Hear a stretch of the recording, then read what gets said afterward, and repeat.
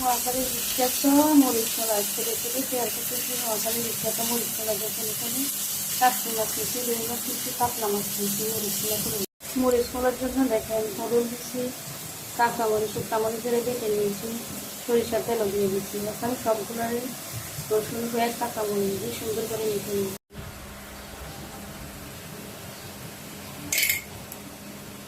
পেঁয়াজ রসুন কাঁচা মরিচ দিয়ে করে রাখছি দেখে।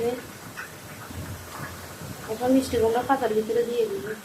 পেঁয়াজ দেখেন মরিচ কলা মিষ্টি কুমড়া পাতার ভিতরে দিয়ে দিচ্ছি। এখন মুড়িয়ে দিয়ে দিব, নিয়ে নিচ্ছি দেখছেন। এখন মুড়ে দিয়ে পেঁয়াজ দেখেন মরিচ কলা মিষ্টি কুমড়া পাতার ভিতরে দিয়ে দিচ্ছি। এখন মুড়িয়ে দিয়ে দিব, নিয়ে নিচ্ছি দেখছেন। এখন মুড়ে দিয়ে পেঁয়াজ দেখেন বিখ্যাত মরিচ কলা কি ফাইন কালার এসেছে, টেস্টি এসে মজা হয়েছে দেখছেন।